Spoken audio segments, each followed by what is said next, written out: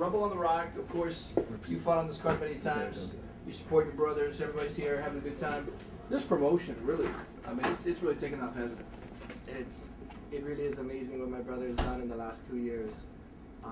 The way he strategized the whole thing, and I mean, selling out the Blaisdell with the me and Rodrigo fight, and then getting Tank Abbott. I mean, the guy's never fought out of the UFC before, and to have him in a show that's only been around for 2 years. I mean, hats off to my brother. My goes off to him. He's doing a great job. He is. I tell you what, just to see all the people there at the press conference today was outstanding. For people that don't know, the Ala Moana Mall is about, what was that, 6 stories, 5 stories, something like that? Yeah, at one time it was the biggest outdoor mall in the world, but it's a big mall, 4 stories at least. Yeah, at least 4 stories, and it was great. They had the fighters. They had a press conference earlier today, so that was cool. And everyone's leaning over the railing on each floor, wondering, what the heck's going on. And a lot of people just showed up and have a good time. This promotion, they made so many leaps and bounds. Tell me where you see Rumble on the Rock here in the next year or two. I want to see it go all the way. I want to see us in Vegas. I want to see us in Japan. I want to all over the world. We're not choosing one market. We want to just go everywhere. When the market's down someplace, we'll be in another place. You're just going, and I want to see this in the next year or two. I want to see this on television, and I want to see us setting some good pay-per-view numbers. Steven, you and I are doing the broadcast tomorrow. I'm looking forward to working with you again. Your first time with Rumble on the Rock, you got to be happy right now. It's big, great. He's had a smile on his face the entire time, man. Well, I'm kind of, I'd say La La Land, but I guess I'd say Ha Ha Land because it's more Hawaii. And as soon as I got off the plane, one of the guys, Rich, picked me up and he said, "What do you want to do?" I said, "Man, I want to go to the gym, work out. I want to go to the beach, and I want to do this." And he said, "I'll drop you off at your hotel." And I thought, okay, that'll work. And so I decided to go walking around and catch the scenery. And I went to this ice cream store right next to this. I bought some sunblock first of all because you have a moon tan. I have the Caucasian shuffle going on, and so I got some ice cream and spilled it all down my front and walked down around Honolulu with ice cream all over my front. So people just thought it was a shirt, so I fit right in. Yeah, that's good. Hey, BJ, by the way, if you're just joining us, Ryan Bennett, Stephen Quadros, BJ Penn hanging out with us. BJ, everyone wants to know, what's next? What's next? What is next for you in the fight game? I was trying to, I thought it was close to maybe having something put together, but I don't know what's going to happen. I don't want to speak too soon on anything, so I'm going to have to let this, because I don't even know personally myself, so I'm just going to have to let this show go by and then bug my brother about getting me a good opponent, somebody to fight. I wanted to go back to Steven. I was just talking with Reagan, and I'm glad we got him down here, and I was asking Reagan, so what do you think about Steven? And he's interviewed and stuff, and he said it's awesome, and now he can really do something with a guy who's been around in the big show, Pride and stuff, and knows how to interview people. So thanks a lot for coming down, man.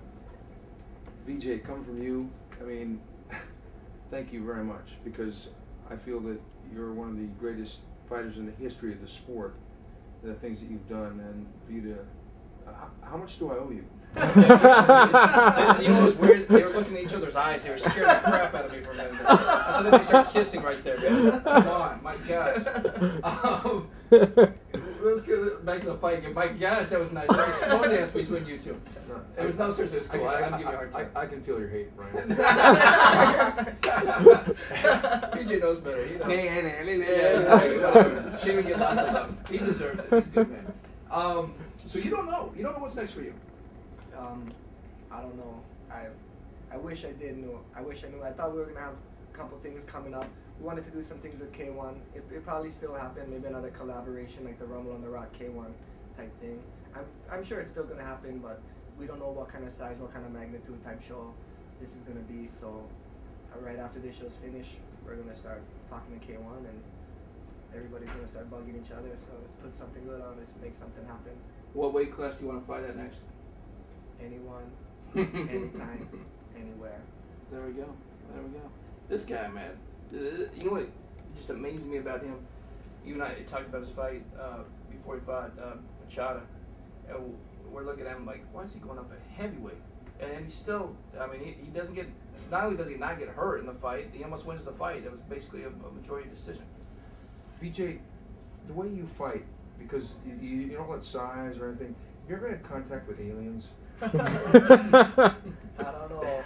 I mean, it's a fact. I mean, everybody gets their ass kicked now and then, and you guys will probably see me get knocked out a few times in my career, you know. But I just can't see. I mean, I cut weight. I like cutting weight, but I just can't see all that. I mean, if somebody wanted to fight you, would you stop eating? You know, and look, you spend 2 months losing all this weight and you try to put it back on in 20 hours. I mean, that's not the fighter you are. The fighter that I am is the one walking down the street right now. If someone tried to mug me, this is my best, this is my weight, whether I have to fight someone smaller than me or somebody bigger than me. You know, this is the weight I should be fighting at, my true weight, what I'm walking around at. So what are you walking around at? 185. Okay. With bricks. In the shoes, right? So do you feel, you know, right now we have that Fighters and Broadcasters poll we just did, and we still got you number one at 170. Do you think we'll fight 170 again, or I mean, where the heck are we putting you on the poll? Is basically what I'm asking you, man. Are you I mean, obviously you fight in all weight classes. I'm a soul fighter, like a soul surfer out there, just going out doing his thing. If I get kicked out of the weight classes, and I mean, it's not fair to the other people too, you know, they keep leaving me there. I mean, I'll fight in the 170 again, you know, but I mean, if Hughes is down there doing his thing for so long and I haven't been around for so long, I'm not gonna sit there and complain that I'm not there anymore, because it's not Hughes' fault, you know what I mean? So whatever happens, but I would really like to picture myself maybe more as a soul fighter, someone who just takes a fight and a challenge to do it. Your thoughts on Matt Hughes winning against Frank Trigg? Unbelievable. When he stood up and picked Frank Trigg up and ran him across the ring and threw him on the ground. The only thing would have been different is that if I had done that, I would have thrown Trigg out of the ring. That was awesome. Awesome fight. Hughes once again shows why he's in there and why he's constantly and steadily staying around at the top, you know, and it was just an unbelievable fight. I'm not going to sit there and talk bad about Frank. You want to? Yeah, a little. Yeah, okay, that's good. Steven? That fight, to me, was the best fight of the year so far. A lot of people have talked about the Forrest Griffith-Stephan Bonner fight, which is a tremendous fight, but if anything, that was a little bit one-dimensional, where the one where Frank Trigg, it was a war in one round, and you knew that fight was destined to not go out of the first round. If it wouldn't have been for the unintentional groin strike and the referee not seeing it, I think the fight would have actually had less drama. I think the fact that Hughes was hurt, Trigg had him down. Trigg is a tremendous striker. He started punishing him. He got him in the choke. He got out of it, and he picked him up. And then when Matt Hughes had him mounted, I thought, oh man, this is not going to get good. And when he got him with the same move, it was like deja vu. My hat went off to both of those guys. A tremendous fight. But to me, Matt Hughes, he really stepped up in my rankings. As a matter of fact, I called him up the message. I said, Matt, unbelievable fight. Yeah. Good work. I mean, for him, you mentioned the knee. To take the knee, got hit. I mean, I thought he was out for a half second. He got knocked out. Came back, as BJ said, picked him up. I mean, it was. I mean, that guy was Superman. I mean, he really was, because it was truly remarkable. Would you want to fight Matt Hughes again?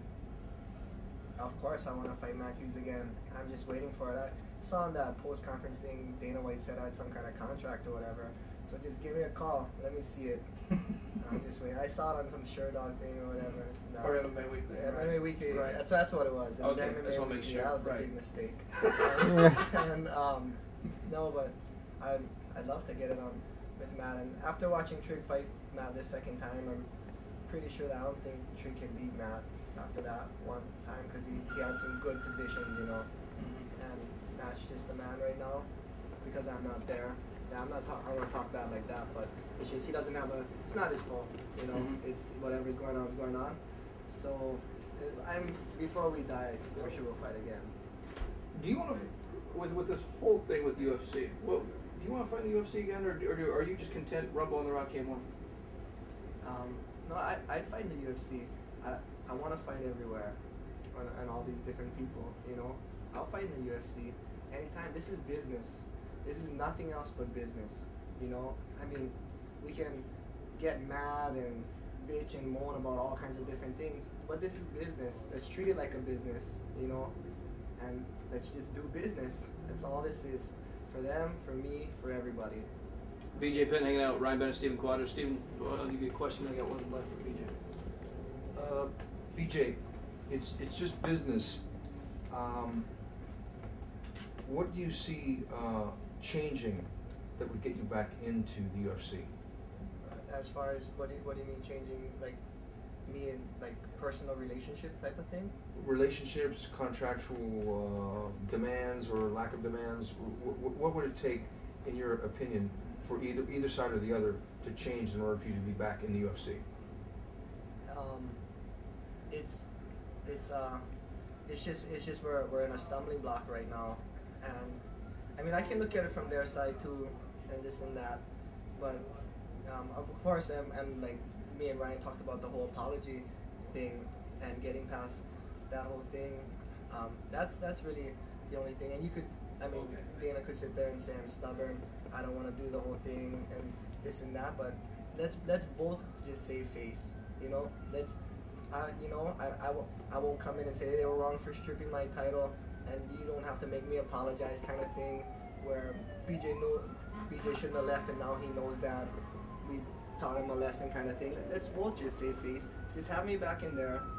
Just as quickly as they erased me out of there, they can just bring me in that quickly again. You know what I mean? And we'd just be in there fighting for the title, defend it maybe once or twice, and then go up to the 185-pound division and either take out Tanner or Franklin. It seems to me, for their own marketing purposes, a good strategy business-wise would be to have you on the Ultimate Fighter Season 2 as a coach and Hughes as the other coach, and then build up to a huge pay-per-view. That would be a great idea to me. What do you think?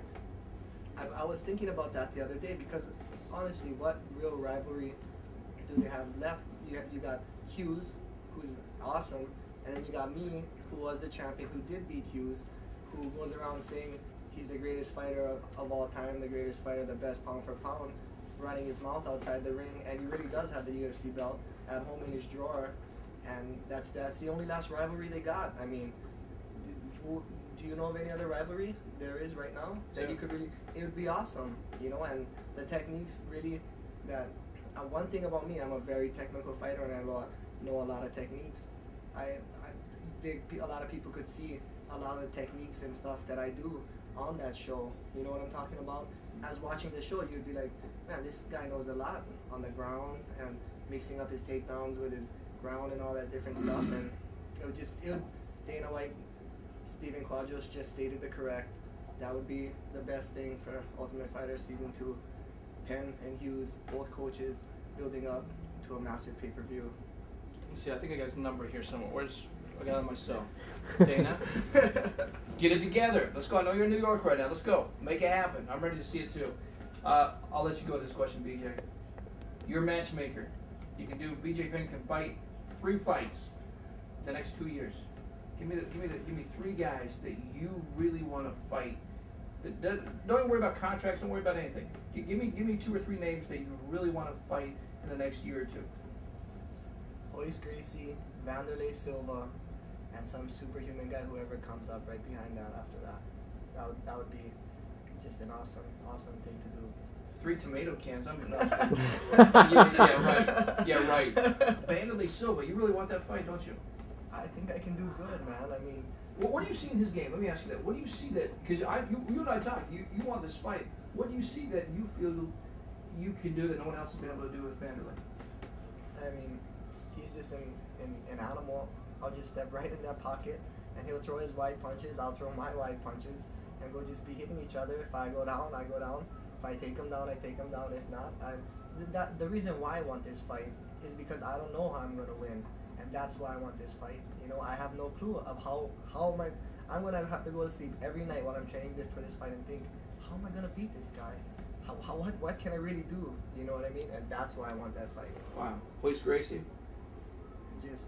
That would just be like, if I could get something with Royce in a big place, especially like in Hawaii, where we could bring all the local people to support a good fighter who's of local ancestry, of Hawaiian ancestry. They all come and support him, and then you got the biggest name of mixed martial arts ever, Royce Gracie, in there. That would just, I think we could just sell, especially in Hawaii, we could sell so many seats.